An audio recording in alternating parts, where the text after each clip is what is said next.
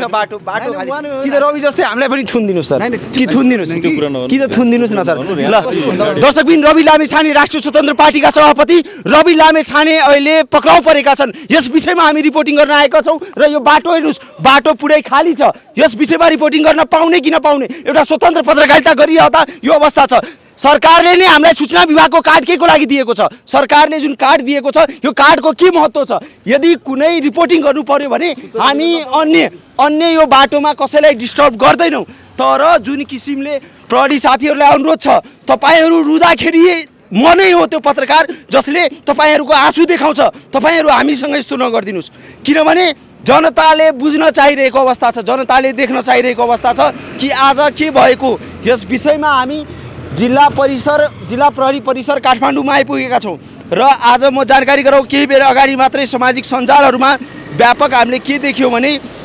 राष्ट्रिय स्वतन्त्र पार्टीका सभापति रवि लामेछाने पक्राउ परेको हामीले जानकारी पाएका छौँ यो घटनाको विषयमा के हो यथार्थ बुझ्ने हाम्रो दायित्व हो ल दर्शकबिन हामी दिनभरि रिपोर्टिङ गरेर थकित भएर घर पुगेका थियौँ प्लेटमा खाना आइसकेको थियो र भर्खरै हामी सामाजिक सञ्जाल खोलिरहँदा हामीले जानकारी पाएका छौँ जिल्ला प्रहरी परिसर काठमाडौँमा राष्ट्रिय स्वतन्त्र पार्टीका सभापति रवि लामेछानेलाई पक्राउ गरिएको छ हामी जुन अवस्थामा थियो त्यो अवस्थामै रिपोर्टिङ गर्ने प्रयास गरिरहेका छौँ यो देखाउँ हजुर यहाँ आउन हाम्रो अट लाउन पर्छ हामीले हिर्काउन मिल्छ के हजुर हाम्रो आदेशमा हाम्रो पनि हुन्छ कि जवानको सानो दर्जाले मिल्छ के गर्न मिल्छ अब ठिक छ अब यहाँबाट कुरा गर्नु उतापट्टि त्यहाँ गर्न मिल्दैन यसरी किन ठेलेको पक्राउ गर्नुहुन्छ के तपाईँहरू पक्राउ गर्नुहुन्छ भने गर्नुहोस् यो किन तरिका हो यो किन ठेलेको दर्शकबिनमा जानकारी गरौँ जसरी राष्ट्रिय स्वतन्त्र पार्टीका रवि लामेछानेलाई पक्राउ गरेका छन् यसरी प्रहरीले मलाई पनि पक्राउ गरोस् यो ठेल्नेको तपाईँ किन ठेल्नुभयो कुट्नुहोस् पिट्नुहोस् सर तपाईँहरू पिट्नुहोस् होइन यो तपाईँको प्रहरी साथीले यो तरिका हो यसरी यो समातेर यहाँको साथीले यो गलत गरेको सुन्नु सर हामी जनताको पत्रकार हो हामी सरकारसँग प्रहरीसँग डराएर काम गर्दैनौँ सर प्लिज साइड लाएर त्यो एउटा हामीले रिपोर्टिङ गर्नुस् तर यो भएन नि तपाईको प्रहरीले सर यसरी यो प्रहरीले समातेर के गरेको यो आफ्नो मर्यादामा हामी मर्यादामा छौं तर तपाईहरु पनि अलिकति मर्यादित भइदिनुस् हामी त एकदम मर्यादित हामी के अमर्यादित केही गरेका छौं सर हजुर पनि त्यस्तै मर्यादित सर तपाईहरुको पीडा हामी देखाउँछौं हामी त्यो पत्रकार हो म प्रहरीसँग कहिले पनि कदापि डराउँदिन न त सरकारसँग डराउँछु रिपोर्टिङ कहाँबाट गर्ने भन्नुस् तपाईले रिपोर्टिङ गर्ने उतापट्टि प्लिज प्रहरीले भन्नु भएको छ उताबाट गर्ने यो गेटमा गर्न मिल्दैन धन्यवाद सम्माननीय प्रधानमन्त्रीज्यू गृहमन्त्रीज्यू यो चाहिँ प्रोटोकल तपाईले राम्रो गर्नु भएको छ धन्यवाद तपाईहरुलाई पनि धन्यवाद गर्न मिल्दैन सर मिल्दैन हेर्नुभयो धन्यवाद छ नेपाल प्रहरीलाई प्रहरी साथीहरुले हामीलाई यहाँबाट रिपोर्टिङ गर्न दिएका छैनन् ल यताबाट देखाऊ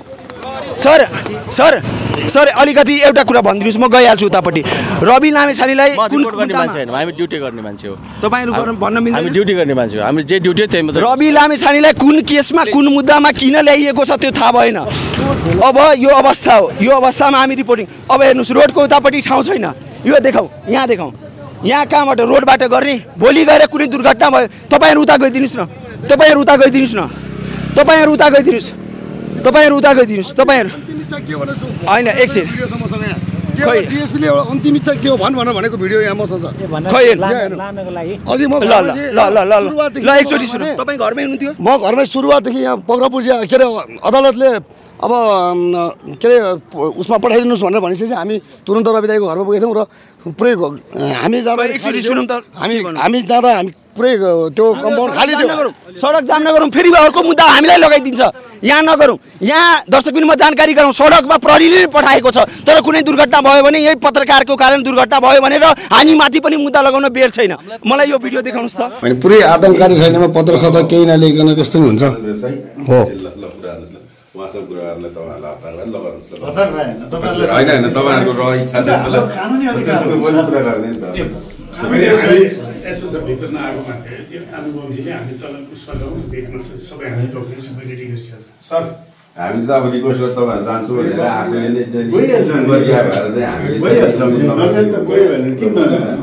डकुमेन्ट चाहिँ नबोकेर हामी बुझ्नुस् किनौँ त फेरि एउटा पूर्व गृह मन्त्रीलाई पक्राउ गर भनेर चाहिँ अदालतले आदेश दिइसकेपछि डकुमेन्ट चाहिँ बोकेर आउनु भन्ने अहिले कहाँ छ त्यो पनि त्यो डकुमेन्ट आदि सबै चाहियो नि त त्यो त सम्बन्धित व्यक्तिलाई दिनु पर्यो अब तपाईँको अन्तिम इच्छा उहाँसँग कुरा गर्नुहुन्छ अन्तिम इच्छा अन्तिम इच्छा भने तपाईँ कानुन व्यवस्था सल्लाह यस्तो शब्द बोल्नुहुन्छ अन्तिम इच्छा भन्ने शब्द बोल्दै हुनुहुन्छ यसको शब्द होइन सर नो सर तपाईँले बोल्नु भएको अहिले अन्तिम इच्छा भने चाहिँ के हो सर यो भन्नु त तल जानलाई चाहिँ अन्तिम इच्छा भने त त्यही होइन त त्यस्तो बोलिँदैन नि सर सर डेढ साहब हुनुहुन्छ अन्तिम इच्छा भन्ने हुन्छ सर एउटा पक्राउ गर्न आएको मान्छेले अन्तिम इच्छा भन्ने हुन्छ त्यस्तो हुँदैन नि सर त्यस्तो हुँदैन नि सर बोली त के सर अन्तिम इच्छा एउटा होइन अदालतले दिएको आदेश अदालतले दिएको आदेशलाई अन्तिम इच्छा भन्यो सर एउटा डिएसपीले एउटा पक्राउ गर्न आएको व्यक्तिलाई अन्तिम इच्छा भन्दै हुन्छ उहाँले आजलाई चाहिँ तपाईँहरूले चाहिँ एकचोटि कानुन व्यवसाय सल्लाह गरेर जान्छु भनेर भने होइन अन्तिम इच्छाको अर्थ के हो देशब हजुरको नाम के हो अरे हजुरको नाम होइन नाम त भन्न मिल्यो नि सर देशब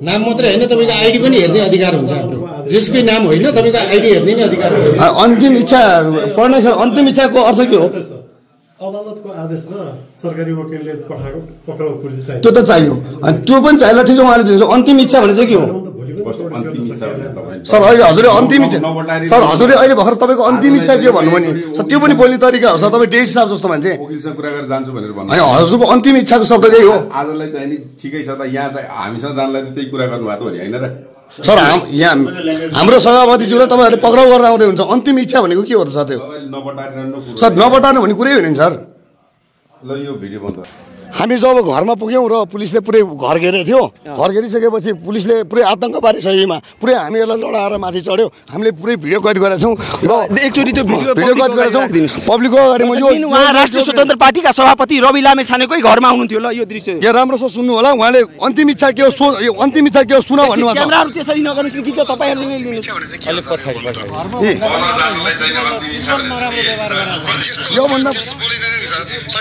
यो अन्तिम इच्छा कसले सोध्यो यो उहाँ डेसाब हुनुहुन्छ उहाँले अन्तिम इच्छा के हो सोध भनेर लगाउनु भएको छ एउटा अर्को डिएसपीलाई अन्तिम इच्छा के हो सोध भन्नुको कारण के हो यो दर्शकबिन उहाँ राष्ट्रिय स्वतन्त्र पार्टीका कार्यकर्ता हुनुहुन्छ र उहाँ राष्ट्रिय स्वतन्त्र पार्टीका सभापति रवि लामेछानेको घरमा हुनुहुन्थ्यो र उहाँले भिडियो खिच्नु भएको छ यो भिडियो देखाउँ डीएसपी साहबले अन्तिम इच्छा सोध्नु भएको छ राष्ट्रिय स्वतन्त्र पार्टीका सोध्नुको कारण के हो के अर्थ अन्तिम इच्छाको अर्थ के हो देश कतातिर गइरहेको छ थाहा हुन सकेन किनभने केही दिन अगाडि मात्रै राष्ट्रिय स्वतन्त्र पार्टीको कार्यालयमा म रिपोर्टिङ गर्न गइरहँदा राष्ट्रिय स्वतन्त्र पार्टीका सभापति रवि लामेछानेले भनेका थिए म शनिबार चितवन जान्छु चितवनमा म आफ्नो कुराहरू धारणाहरू राख्छु के सरकारले कसलाई थुन्नु पर्ने थियो र कसलाई थुन्यो लगायतका विषयहरू खुलासा गर्छु भन्नु भएको थियो शनिबारको उहाँले शनिबारै घोषणा गर्नुभएको थियो तर आज शुक्रबार राति नै राष्ट्रिय स्वतन्त्र पार्टीका सभापति देशका पूर्व उपप्रधान तथा गृहमन्त्री रवि लामेछानेले पक्राउ गरिएको छ र प्रहरीका डीएसपी साहबले नै अन्तिम इच्छा सोध्नु भएको छ उहाँको नेता कार्यकर्ताहरूले हामीलाई भिडियो देखाइरहेको छ प्रहरीको व्यवहार अलिकति चकित पार्ने व्यवहार हो यो त छापामार शैलीमा प्रहरी जुन रवि दाईलाई पक्राउ पुर्जी जारी पनि भएको छैन त्यतिखेर होइन हामी दाईको घरमा पुग्यौँ दाई घरमा पुग्दाखेरि छापामारमा प्रहरीले के भनेको छ कुन मुद्दामा ल्याइएको उनीहरूले मुद्दा केही पनि भनेकै छैन तपाईँलाई किन चाहियो भन्ने मात्रै उनीहरूको प्रश्न छ हामी दाईको घरमा पुग्दाखेरि के भयो भने लगभग 40-45 जनाको सिभिल ड्रेसमा घरभित्र घर बाहिर यसरी बसिनु भएको छ उहाँहरू भर्खरै यो फुटे दर्शक पनि म जानकारी गराउँ भर्खरै राष्ट्रिय स्वतन्त्र पार्टीका सभापति रवि लामेछानेलाई यहाँ जिल्ला प्रहरी परिसर काठमाडौँमा ल्याइएको छ प्रहरीले कुन कारणले उहाँलाई ल्याइएको भन्ने खुलाइएको छैन यस विषयमा आज हामी केन्द्रित भएर रिपोर्टिङ गर्नेछौँ र साँच्चै नै हेर्ने हो भने सरकारलाई कस्तो भएको छ भने रवि बोल्यो कि सरकारलाई पोल्यो जस्तो किसिमको अनुभूति यहाँबाट भइरहेको छ एउटा रवि लामेछाने आज सबैको टाउको दुखाइ भएको छ दर्शकबिन म यो रिपोर्टिङ गरिरहँदा अब मलाई लागिरहेको छ कि अब सरकारको टार्गेटमा म पनि परिसकेँ या पर्नेछु अब मेरो लागि पनि केही योजनाहरू तयार गर्ने नै छन् दर्शकबिन म जानकारी गराउँ दिनभरि थकित भएर हामी रिपोर्टिङ गऱ्यौँ घरमा खाना प्लेटमा खाना आइसकेको अवस्थामा हामीले जानकारी पायौँ कि राष्ट्रिय स्वतन्त्र पार्टीका सभापति रवि लामेछानेलाई पक्राउ गरिएको छ कम्तीमा सरकारले गृहमन्त्रीज्यूले प्रहरी प्रशासनले जानकारी त गराइदिनुपर्छ नि। अब इन्सपेक्टर साहबको व्यवहार हेर्नुभयो नि, इन्सपेक्टर साहबको व्यवहारले प्रष्ट दोहोरो चरित्र देखाउँछ। यो व्यवहार यदि प्रहरीको भयो भने प्रहरीलाई हेर्ने दृष्टिकोण पक्कै पनि परिवर्तन हुन्छ। मात्रै मेरो होइन, देश र जनताको अवस्था परिवर्तन हुन्छ। प्रहरीलाई जुन हेर्ने दृष्टिकोण छ यो चाहिँ परिवर्तन हुन्छ। मुस्कान सहितको प्रहरी सेवा भन्छौँ हामी, प्रहरीको सुख दुःखको साथी प्रहरीलाई भन्छौँ हामी। प्रहरी पीडामा छ भने त्यो पीडा देखाउने यही माइक र यही क्यामेरा र यही पत्रकार हुन्छ। तर आज प्रहरीको व्यवहार निकै चिन्ताजनक लागेको छ। अब हेर्नुहोस्, प्रहरीले नै हामीलाई यता पठाएको छ, यहाँ थप मद्दत प्रहरी आएको छ। अब त्यहाँ फुटपाथमा रिपोर्टिङ गर्न मिल्दैन, यहाँ कहाँबाट रिपोर्टिङ गर्नुहोस्? हेर्नु, प्रहरीले देखाएको बाटो हो यो। यहाँ चढेर यसरी रिपोर्टिङ त गर्न पाइएन, यहाँ चढ्न त पाइएन। अब सडकबाट कसरी रिपोर्टिङ गर्ने? यो अवस्था हो यहाँको। राष्ट्रिय स्वतन्त्र पार्टीका सभापतिलाई पक्राउ गरेको छ। हामीलाई सामान्य कुरा सोध्नु थियो, के कारणले पक्राउ गरिएको हो, कुन मुद्दामा पक्राउ गरिएको हो? यो पक्राउ परेको खबर साँच्ची नै यथार्थ हो कि झुटो हो? तर प्रहरीले केही बोलेनन्। प्रहरीको व्यवहार जुन मैले यहाँ देखेको छु यो निकै शङ्कास्पद छ। अब अर्कोतिर घटनाक्रमहरू हेर्ने हो भने अब बोल्न पनि मिल्दैन। अदालतमा विचाराधीन मुद्दाको विषयमा केही बोल्न मिल्दैन। हामी सञ्चारकर्मी बाध्य छौँ, तर कमसेकम प्रहरी साथीहरूले जानकारी। अब म प्रयास गर्छु भित्र जान दिन्छ कि दिँदैन।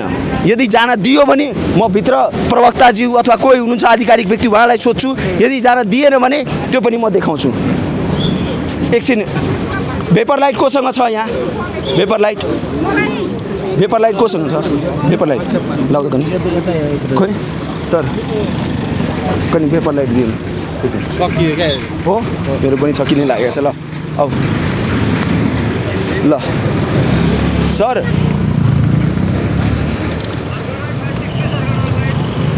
को हुनुहुन्छ? सर यहाँ हामी जान मिल्छ भित्र? म पत्रकार दिवाकर साहु, एसटिभी खबरको। अलिकति बुझ्नु छ, जान मिल्छ?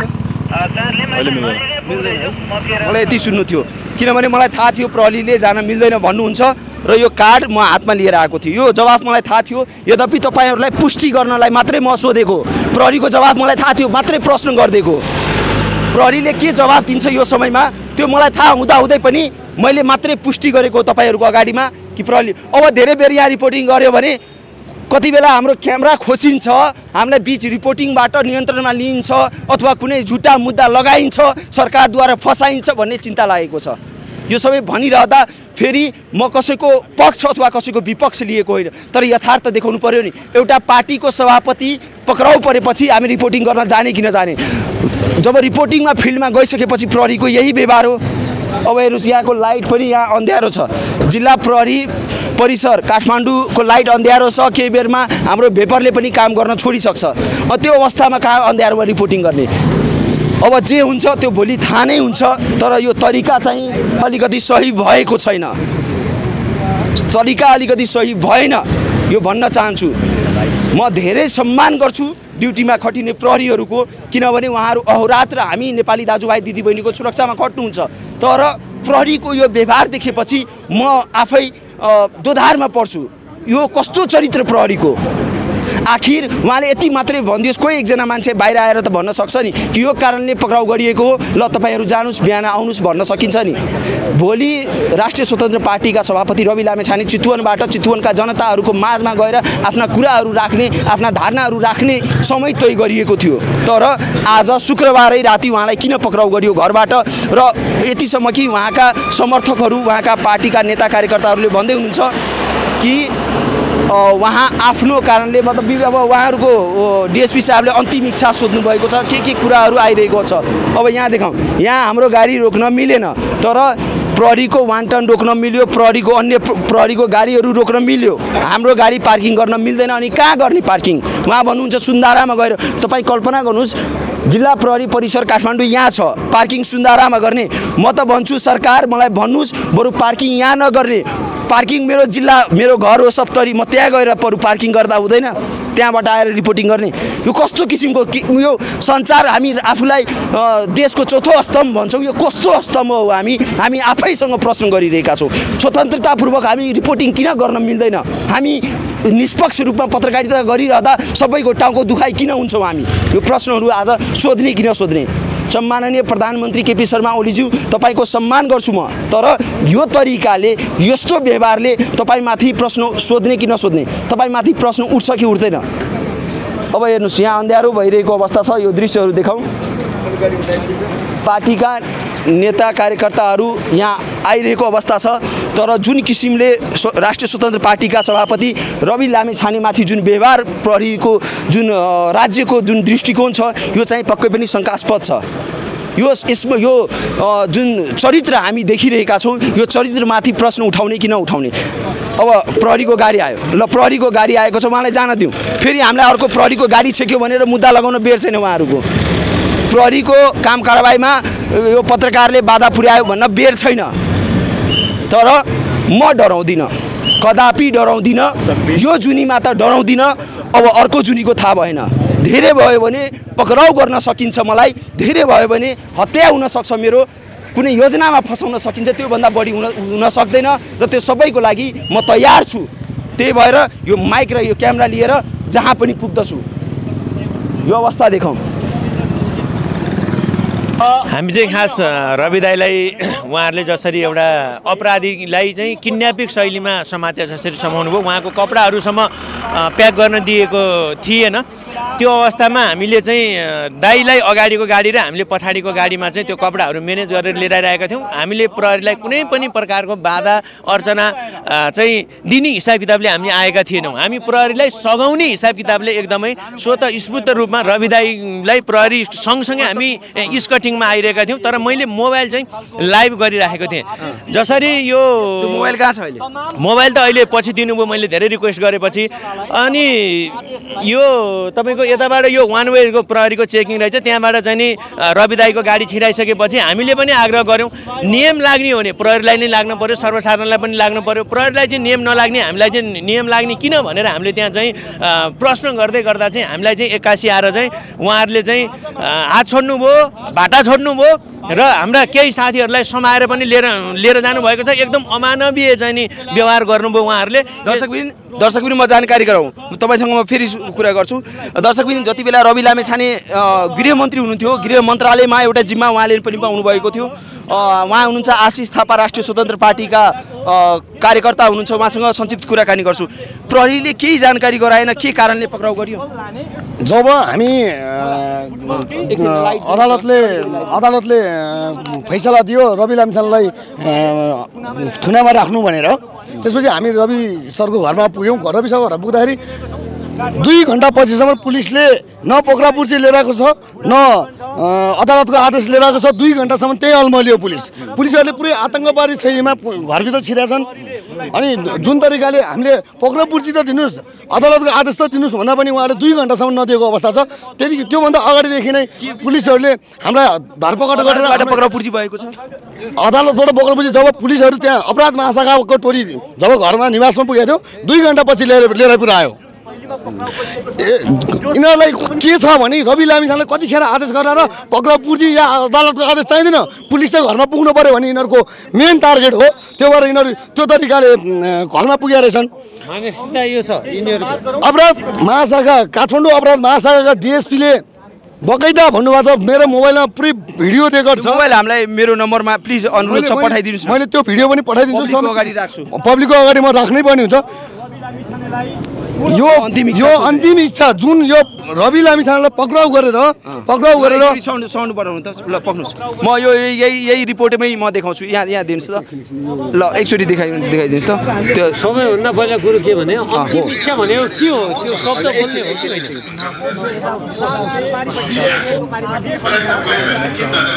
साउन्ड बढाइदिनुहोस्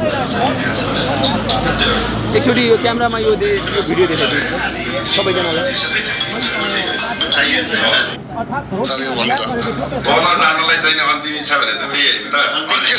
त्यस्तो बोलिँदैन नि सर डेढ साहब हुनुहुन्छ।